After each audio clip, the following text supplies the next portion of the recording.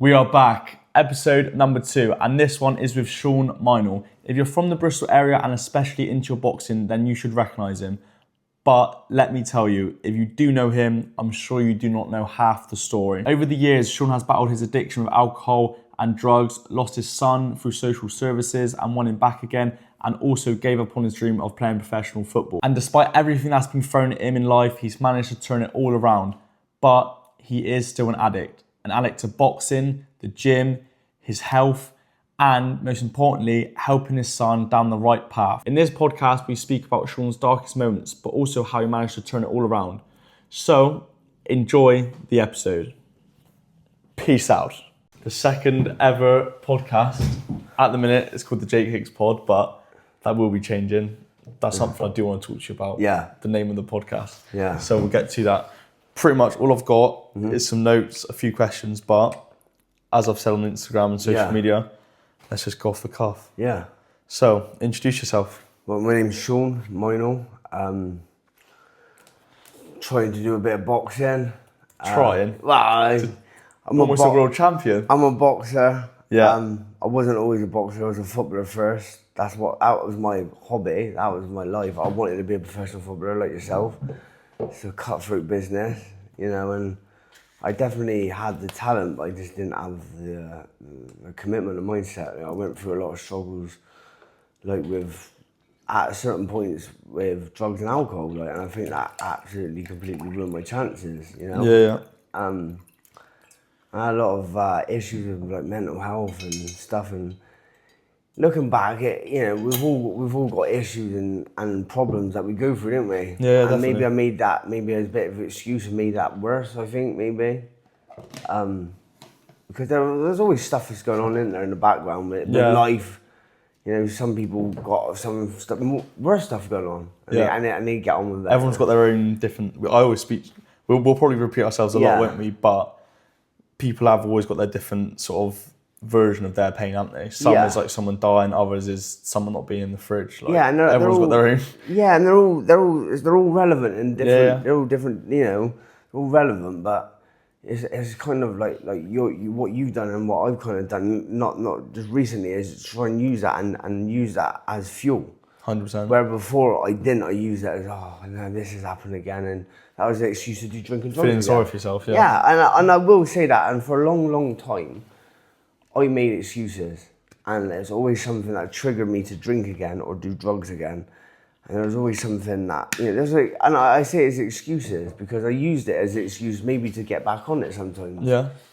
I thought, I've got to get back, and it was, and I didn't just go 1 or 2 days, I used to get on it for like 3 days sometimes, go on benders and that, and there's no to justify that. No, there's not. But we pretty much met. We did just meet through David Lloyd, didn't we? Yeah. So we both go David Lloyd in Emerson's Green, Bristol, and I've worked there. And when did you join? I've been there probably just about a year now. Yeah. Yeah. And I think we just purely, I don't know. I was watching your content. Were you watching it? Yeah, I was watching it. I remember I come up to you you and said, just keep doing what you're doing because you're on something there. That is one thing, this man is unbelievable. You're so encouraging. Like, you message me pretty much every day, wouldn't you? Say, keep doing what you're doing.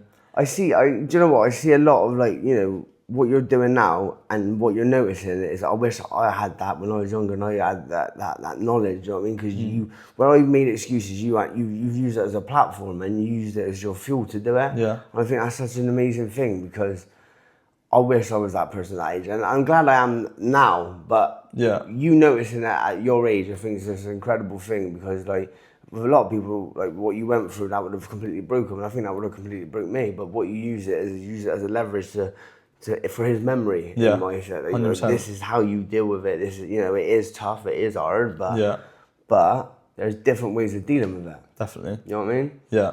But my thing that I've gone through when I was 13, whereas yours was, I'm not too sure that's probably what we're going to talk about, but I think there's not really a specific timeline, is there? Really? Nah. A lot of people say to me, how are you at your age? But then you look at someone who's a lot older than they're going through the same thing I've gone through a few years ago, and they'll be the exact same in a few years' time. So there's different triggers, I suppose, at different times and different stuff that happens, and I've seen it with a lot of friends. Like they've gone through stuff that they've not even come out of. Yeah. They haven't come out of it, and that was something at one point in my life I'm not the person I was a couple of years ago. I'm completely different. Probably the way I look, the way I act, the way a lot of people see me changed a lot. Yeah. But for the better. And I thought, well, that's the point of it. Yeah. You know what I mean? Like, I stopped making excuses. Yeah, definitely. I stopped making excuses and say, oh, it's this, it's that. It's always this. There's always something. Yeah. You know, and you can sit there and feel sorry for yourself, but you're still going to be in the same situation in the morning. Definitely. You know what I mean? Yeah. I wish I knew that years ago, but then I'm glad I actually realised it now. Talk to me. So the main reason I think you resonated with my content so much was because I talk a lot about alcohol, don't I? Yeah. I've not done anywhere near as bad as you have in the past in terms of drinking and obviously drugs. I was good at that. Yeah. Very good at it from what I've heard. But talk to me about that. Sort of like when it was like introduced into your life, where was you at? Like how old was you? I didn't do drugs or drink up till I was probably about 16, 17 when I went into Rovers when I was, when I was playing for Bristol Rovers? Yeah, I was playing for Bristol Rovers from about 7 till about 16, 17. And I've done a little bit of smoking weed and that, but I was dead against it all. I was really focused on it. And then a few things happened in my life. I remember one of them, my mum had cancer at one point. One of my best mates died in a car crash down by the Willie Wicket years ago. And that was quite a big thing. And my nan dying was one of them, and I always remember, all of that was in. It was in the space of it was like 6 months, and really, and it was, One more time, sorry. So in 6 months' time. Yeah, it was like my mum had cancer. Mum had cancer. She had hysterectomy, so cancer of the womb.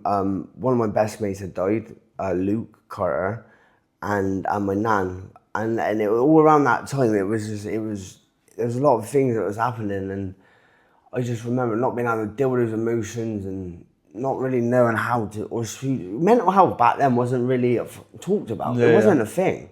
Yeah. You was always like, ADHD was just being talked about, and there was no mental health and there was no talking about your issues. I remember a lot of it was just to get on with it. And that was just the way life was then. You know what I mean? But within those 6 months, how did you feel like within it, first of all? I remember being I started drinking a little bit. Because obviously at that age you start, I was in college then.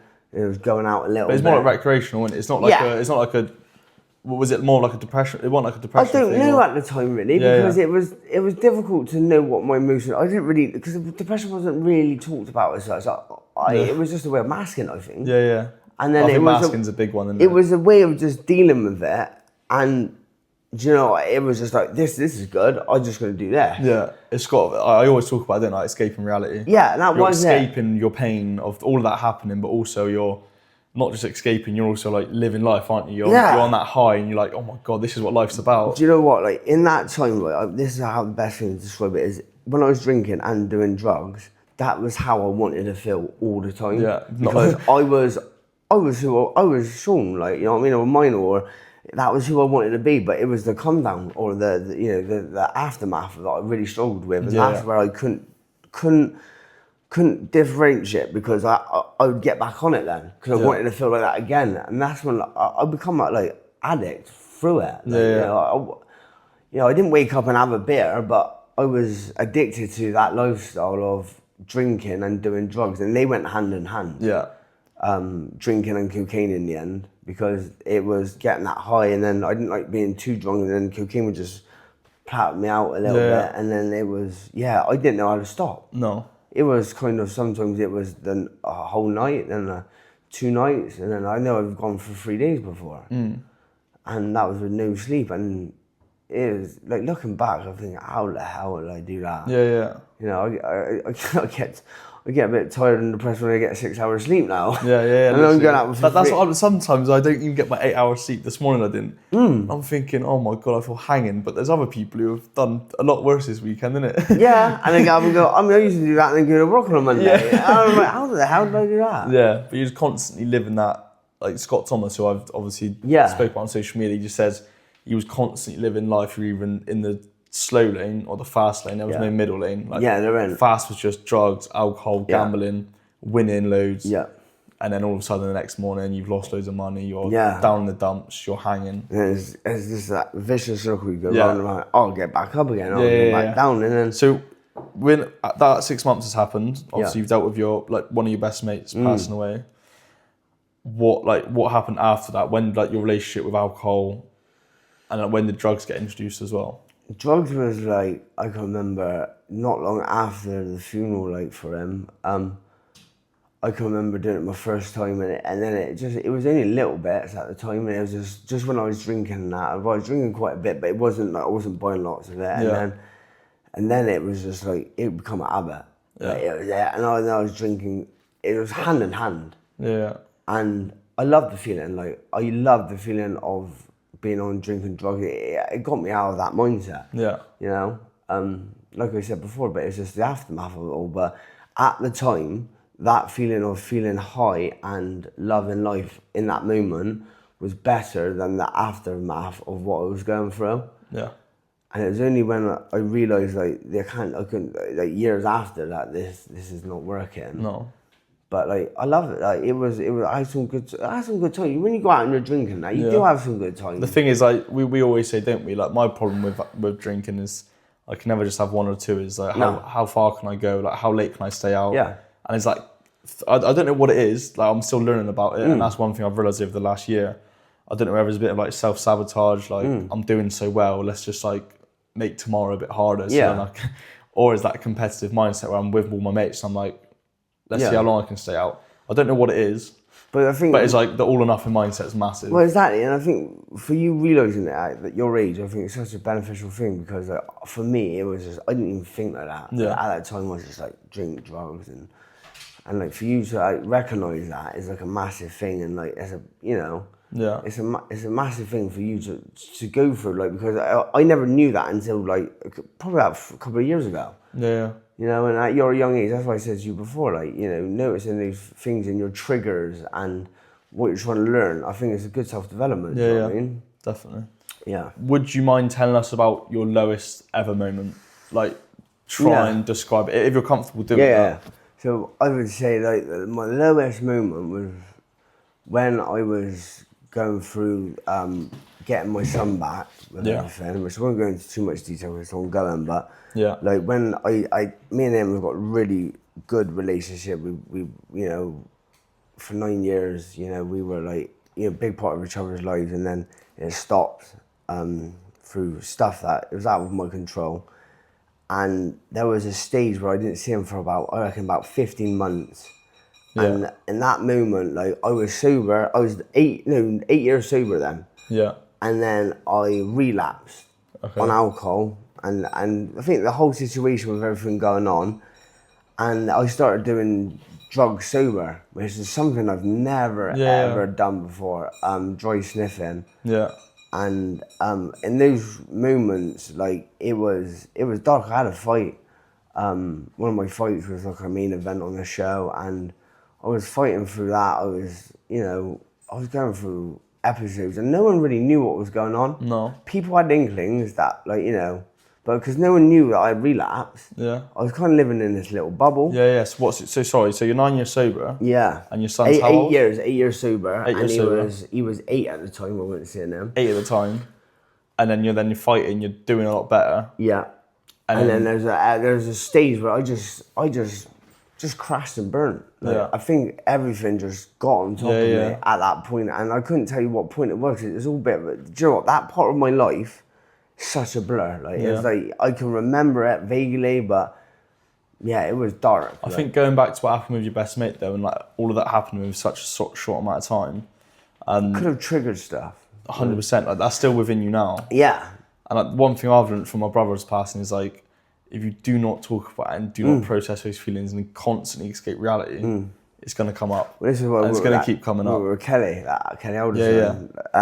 He's like, I went to him at a strong position. Just for listening, like it's therapy, isn't it? Sort of. Yeah, therapy. So like Cal, like I met him through David Lloyd as well. You know him, top bloke, and he'd been through like some stuff, similar experiences, but I won't chat about it because I let him ever talk about it. But what he he just helped me so much on a level, like talking about stuff and giving me like ideas and that. And do you know what? Sometimes I've done therapy with people and they've had like, you know, degrees and they've been to uni, and sometimes you want someone who's been through similar experiences that can relate to you and say, look, I've been through that, or I know how that feels. Yeah. Because that'd be like me saying to you, I know what it's like losing a brother or something, but so I don't. So I couldn't give you any advice on that. Like you probably couldn't give me advice on the stuff that I've been through. No, I couldn't, Because, but you could be there and give advice, but like you want someone who's been through that, don't you? Like, and think, I feel that. Yeah. And 100%. Kel made me open up more than I ever opened up to anyone in my life. Yeah. And that was such a powerful tool in itself, because you know I thought I was stronger than I was before I met Kel. Yeah. And then like stuff that I haven't talked about, that I closed off for years and years, we started talking about it, and I was breaking down an awful lot, and it's opened up other paths and, you know, avenues that I thought I was healed from, and I wasn't.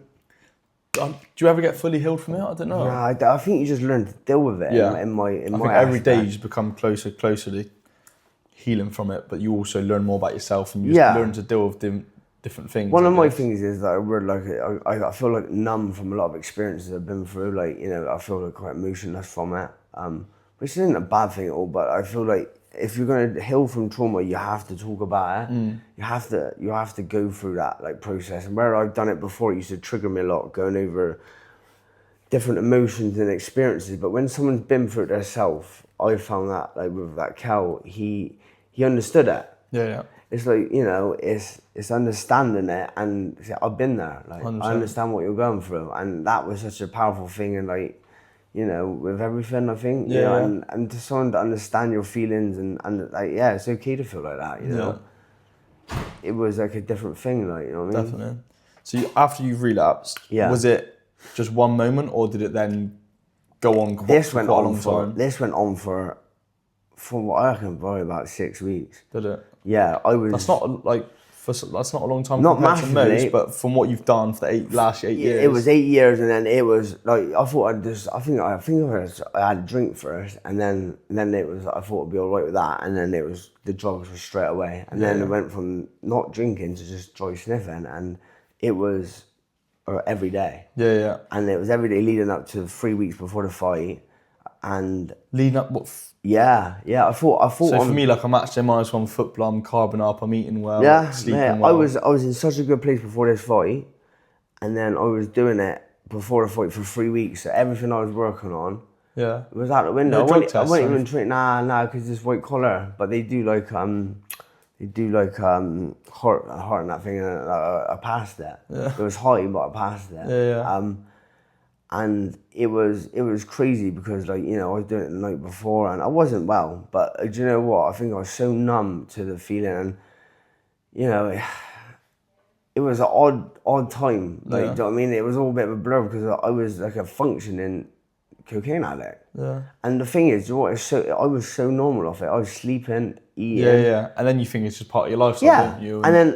And then like it was just a normal thing, and that's what I've never been in my life. Like how scary it was. I was just functioning. Yeah. And like I said to you before when I was coming here, like the moment that stopped was when I was looking through the information, because I fought on it. I lost the fight, and then about a week after I was going through it, and I was in the process of going through the family courts to get my son back, and they said I was gonna have to get drug tested, and I remember looking through this information. And I remember it was like a God moment or a higher power moment. This is a moment that has changed my life completely. And I was there reading the letter, and it said about drugs test. And I can remember looking through it, thinking, and I remember saying this out loud: if you love your son as much as you say you do, you'll stop doing this, because in 6 months' time, when this all goes to family court, and if you do get drug tested and you fail, then you ain't got nothing to complain about. So if you fail the drug test, you can't see your son. Yeah, basically. He's out of your control. That would have been it. Like, and I stopped doing drugs. I never got drug tested in the end, but I stopped doing it. And from that moment, I've not touched alcohol or drugs since. And I've never done that in my life. I don't know. I'm not a spiritual person before this, but something happened that night. Yeah. Something changed. Whether it was it's a strange world though. It was mad. Like I'm not religious either. Potentially future, I'm not too sure. Like we Yeah, spoke about I am on that. I am open to it, definitely. Yeah. But that right there, like I talk about my brother passing, Yeah. that's 100% happened for a reason. Yeah. I don't care what anyone says, that's happened for a reason. You losing that fight, you going back for 6 weeks, that's happened for a reason. Yeah, I feel like everything sometimes falls apart for it to fall back into place. Yeah. And that is, I always say to my son, it's all right if you lose, but you got to learn from it. Yeah. Otherwise, if you didn't learn from it, then you're just going to keep losing and keep losing, and you're not changing, the effect of what you're doing. And I feel like it was part of the plan, 100%. God's plan, and it was to strip me of everything. Strange plan, but is a plan. Yeah. So I'm going to take everything away from you, and I'm going to rebuild you. Yeah. And that's what it felt like, and that's what I'm going to say it was, because 100%. it makes me feel better about the situation. Yeah. But it was just like it was harsh. But do you know what? Whatever happened, it worked. 100%. And I always look back to that moment. It changed my life. And one day I sit there with my son, and do you know what? Everyone says, I love my kids and that, and like, would you change for them? And that was a bit. I remember seeing that in the podcast, and there was a lot of stuff I was listening to and that, and. I don't claim to be the best, and I try to be the best that I can. I'll be honest, I failed quite bad. Not quite bad, but with my daughter, it was completely different because at that time, she's 14 now. I was doing a lot of drugs in that then. And I wasn't a great person. I was present, but not mentally all the time. And I regret a lot of the things I'd done in my life, but Leo's got the best version of me. Yeah. Where Lexi didn't, and that will always haunt me. Yeah. And I do talk to my therapist, Kelly, about that a lot because, I wish I'd done things differently, but I've learned from it. 100%. You know what I mean? I think that's the most important thing. Like everyone's always gonna have their moments and struggles and act like a twat. Like, that is just life, isn't it? But part the fact, like where you are now. The reason we are so close is because I look up to you massively. Oh, thank you. I honestly, I look up to you, like how you are at your age. I think it's inspirational because what you've used it as a fuel, and I remember seeing your videos and that, and I was just like, fair play, and that's what made me I always like giving people the respect they're due, or telling them you're doing good, man. You know what I mean? Because as human beings, we don't do it enough. I was about to say that. That's one of the things I was going to say to you. Like I said before, you will message me constantly, and I'll message you back. Like you need that support from others. There's only so much you can do by yourself. Yeah. But I feel like the more older people I speak to, whether that's my granddad, and it just seems like they've done it differently. That they was always out to help other people, but I feel like now it's such a selfish world. And it is, mate. Everyone's about how much money they've got and how many followers they got, and help drop people to somewhere they need a lift, or give them some money if they need. There's so many things you can do more to help other, because if you're looking from a selfish point of view, it will always come back to help you. Yeah, I think what you put out in life, you do get back. What energy you give out, 100%. It does come back to you, and not maybe straight away, but in life, I like to think that. Maybe it doesn't, I don't know, but do you know what, me thinking that way makes me feel better, because do you know what, you can be the richest bloke in the world for me, and you can die rich, but if you're a knob, you're a knob. Yeah. So you be he was rich. Happiness for me does not buy exactly. No, money does not buy happiness. Yeah. To what I don't care what anyone says. I get it can relieve stress. Yeah. And it will help you feel a little bit happier because you can spend more time with your family, things like that.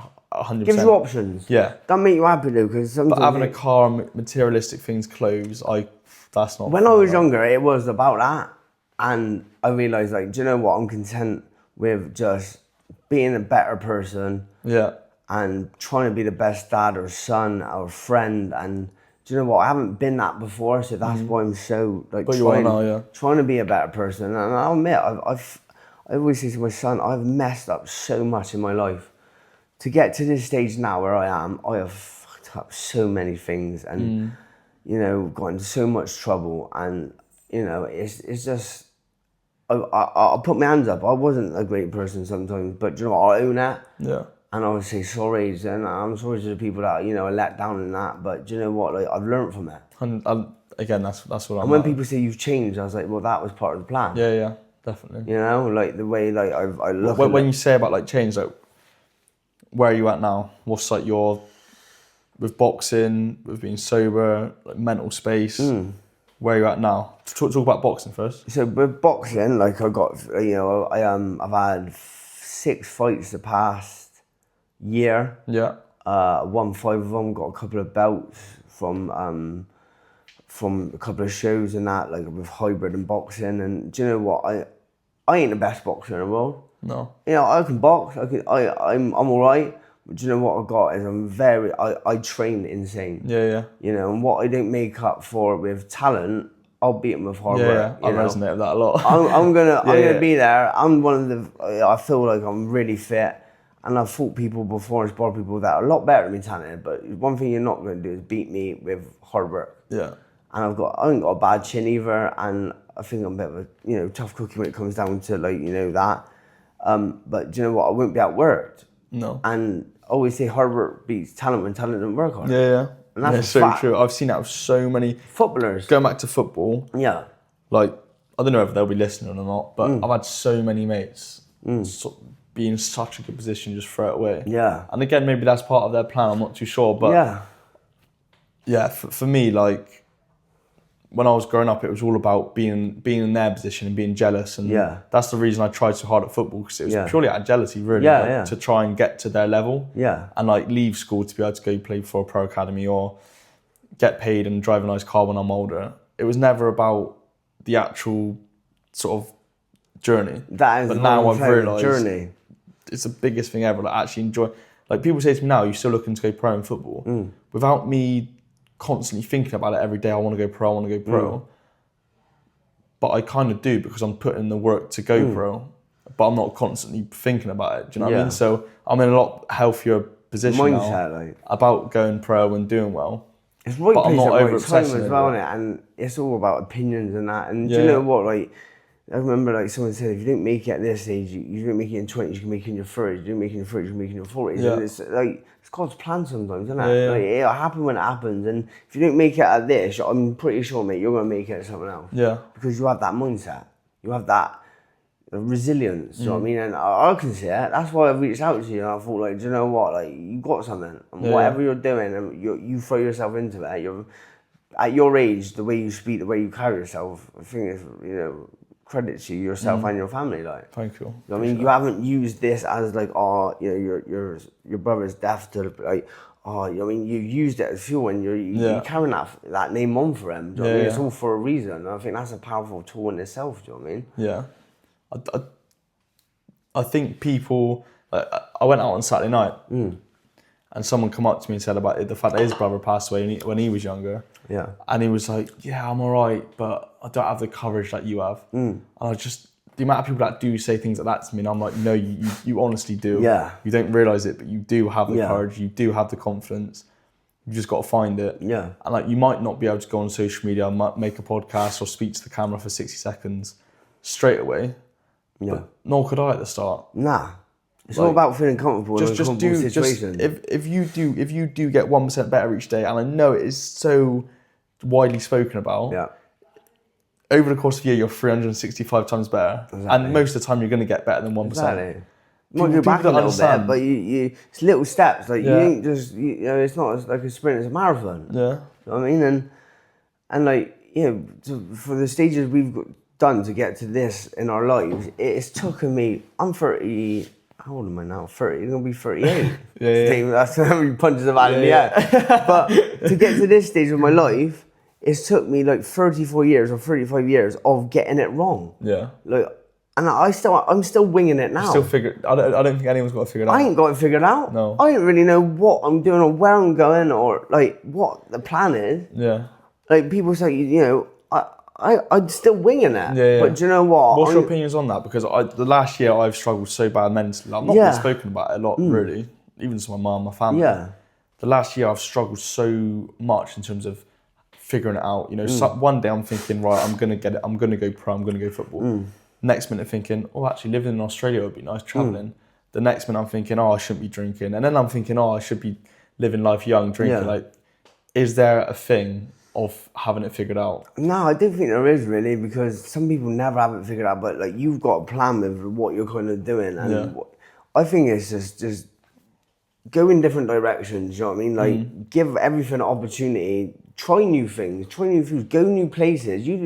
It could be the best thing in your life, or it could be the worst. You don't know. Like, I went travelling. You've got to get it wrong to get it right. Yeah, yeah. Do you know what I mean? Like, there's no rule book of like parenting or life. Yeah. Like, you wing it. Like, every day I wake up. Do you know what? Like, one thing I do now is if I have a bad day, one day, this is a rule I have now is I start every day afresh. Yeah. So whatever happened yesterday stays in yesterday, because I used to have a stage where it used to bounce from days to weeks to a month. The same way compounding works for better, it can also go the other way. So it stays there now. So whatever happened yesterday, and I still, process it, but I'm not going to make that day 2 bad days or 3 bad days. It stays in there, and then we go again. 100%. Do you know what I mean? And I think that's so important, because, like, do you know what? Like, we're not guaranteed tomorrow. No. You know, Diego Jota, like stuff that happened with your brother. Like, there's moments in life where, like, you're not guaranteed tomorrow. So, like, I'm not saying, like, live today and, spend loads of money, but, like, you got to enjoy and just embrace and be happy with what you got, because, there's always someone who's got it worse than you. And that's what gets me through as well. Like, you know what I mean? I always appreciate what I got. I haven't got like a massive amount, but I've got some amazing friends. I've got 2 beautiful kids. Got, good mum and dad, and it always could be worse. Do you know what I mean? Like, it always could be worse. And I think that's what gets me going, is I would have took where I am now over 2 years ago all day long. And I'm glad that all happened to me in my life at that time, because I wouldn't be the person I am today.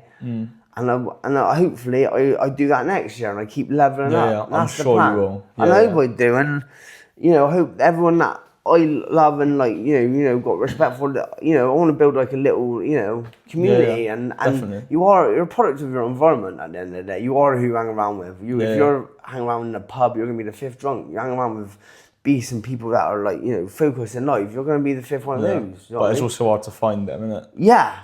You know what I mean? So that's what I've realised. It's so hard to find people on the same wavelength and not drinking. Like, what I tell you, like, I'm not sure whether I'm going to be like sober and all that sort of stuff, but like, it's so hard to find people who are looking to get in the best shape of their life, do really well with football, their sport, or not drink. It's so hard. Like, I think everyone is just so attracted to the easy life. Yeah.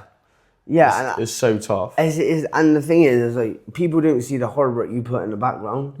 No one sees like, everyone's like, when you're in good shape or you're in a good mindset. No one sees the times that I've gone with my therapist, like Cal, or the time we spent with him or stuff. Everyone's always said, you're always in the gym. I'm like, yeah, because that's my safe place. Like, even boxing, even fighting, like, it's mental pain I can't deal with. Physical pain I can not deal with, but I'd rather that all day long than the mental pain. You know what I mean? Because the mental pain got me into situations that I nearly didn't get out of.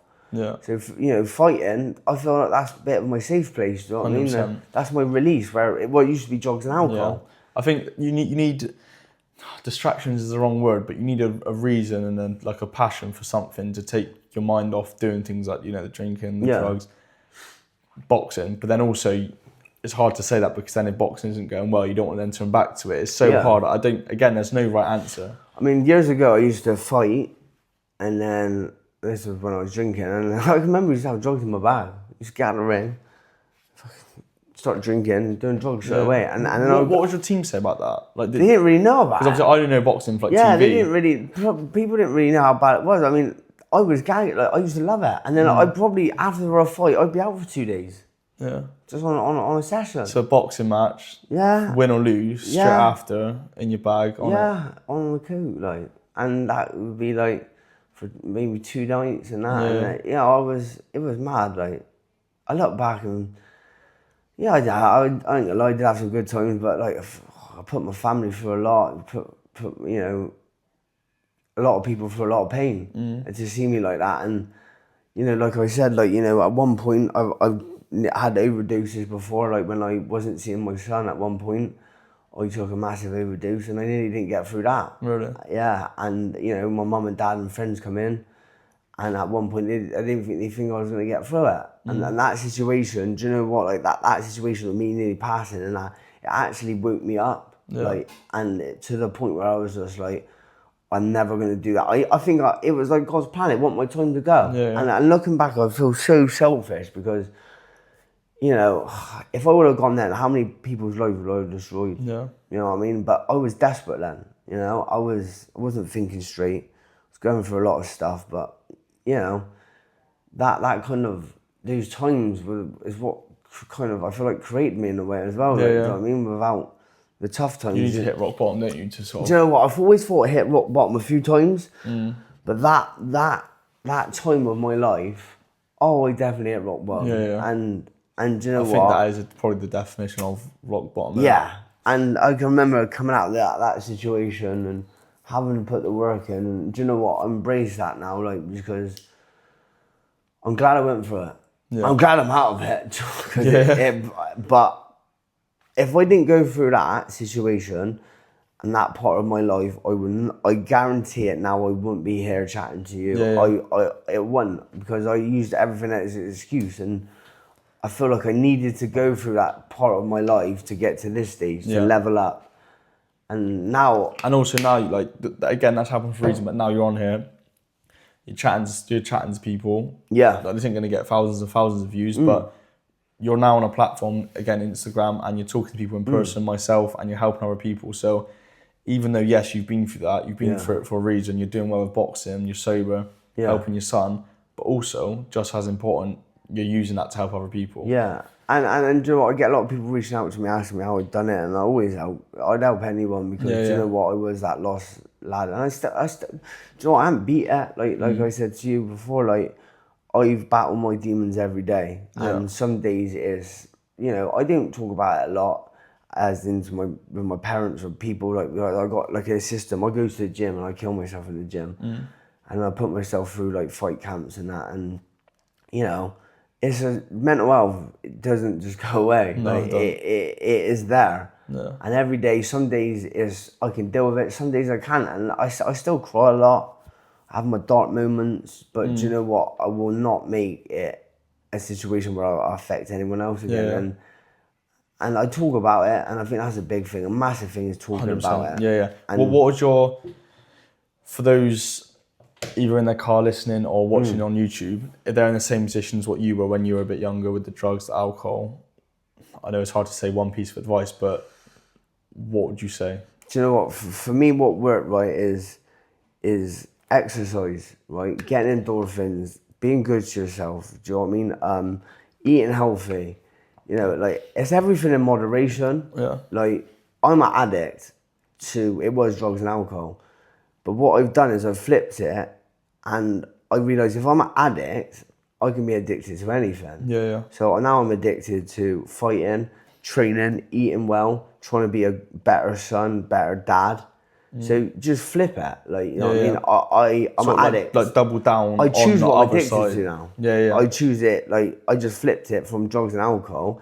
And it's a bit like a superpower in a way, because like if you're an addict, then, or like you can be addicted to anything. Yeah. Like, and that's like, you know, but then you've still got to moderate it with the training and that, because one thing I do find is I train so bloody hard that I get burnout sometimes. So I've kind of got to pull away from that. Yeah. My hard is like the resting is like... Resting's so key. You got to train hard, rest hard, but resting is so hard. I think it's harder than actually working It is, hard. because sometimes you've got that mental battle in my head and my body, and my body's like, I can't do it. My mind's like, you got to do it. And I've got to remember, I'm 37 at the moment, so like, you know, it's but in your head, smarter or harder. your head's like... one more right. But yeah, going back to it, I think like for advice for people, whether that's going through the drugs and alcohol, which you've gone through, or If like, I can the do grief it. you've gone through, the grief I've gone through. Like, I've only gone through that with my brother. I didn't know about your mate dying for that car crash. Yeah. Like, everyone's got their own thing, so is a case of you will get through it. You will, will battle through it, and like whatever you're doing right now is part of your story. That's not to say keep doing what you're doing. If you are messing up, you're sort of damaging other people's life. Yeah. And you're hurting other people, hurting yourself. Talking about it is so key. Yeah, but talk about it and turn your addiction, if you do have one, into positive things. And I'm not really one to say much on that because I don't have an addiction, but I think it's just making small changes, because one thing I found, like, I'd done it a lot, was I always try to stop everything like at one time. So it was like, I'm going to stop smoking or drink and drugs, and what I found is like, if you do it all at one time, you're bound to fall on something, and then 100%. once you fell on one thing, you're like, okay, I ain't doing it all. So it's just I stopped, like, you know, it was the drink, then it was the drugs, and I did it without any, I didn't go to drug counselling or nothing. No. But I do recommend people doing that. You know, everyone's different, so I can't You've see... got to open yourself up to different things, haven't you? My way of doing it might not work for someone else. Yeah. But, you know, if I can do it, I'm telling you now, the state, and people can vouch for me who know me, how bad I was in life and that. Anyone can do it, and, like, do you know what? There's even people worse situations that I spoke to than me have done it, and you know, I've got full respect for 100%. anyone that has turned their life around. And there's people. There's always someone who's got a tougher story and a harder story, and there's always it is sometimes excuses because we go back to it, like, do you know what I mean? But, you know, life's tough, but it does make you stronger, and. Do you know what, like, you know, you only get one life, and 100%. Do you know what, I don't want to sit on my deathbed thinking I should have took that chance, I should have, you know, made that decision, or done that, gone on that holiday, or took that fight. I'm just going to throw myself at it. Yeah. And if I fell, I fell, but at least I'm going to have a good time doing it. Yeah. So, and if you do fail, at least you'll know you failed. I learned from that. I'll try to. 100%. You know what I mean? Yeah. Love it. Right, where can we find you? What's your Instagram socials? My Instagram is Sean Minall. Sean, yeah. SeanMinall 88, and yeah, just if anyone... And then when's your next fight?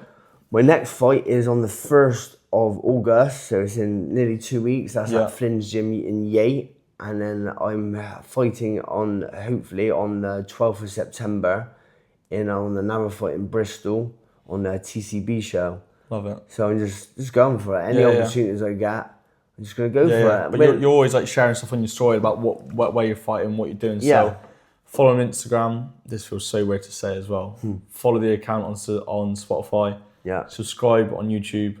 And then if you're listening on Instagram, drop us a follow as well. Yeah, man. He's the man. I'll tell you now. He's the man. But honestly, again, like, if you have been through what Sean's been through, or anywhere close to that, like, you have got the potential to turn it around. So 100% you got it. And, you know, I think, like, you got to go through the tough times, you know. One of the, I heard someone say as well, like, you can't rain every day. No. And that's a big thing. And you know, as much as life is tough, it's like a roller coaster, and you got to take the rough for the smooth, and just, you know, embrace the struggle 100%. and enjoy the good times, because, you know, life's tough, but so are you. Right? Yeah. Top man, mate. Nice one. Thank you very much. See you. See you later. In episode 3. 2 done already. How was that? Yeah, mate, good. Oh, I want a video. Yeah!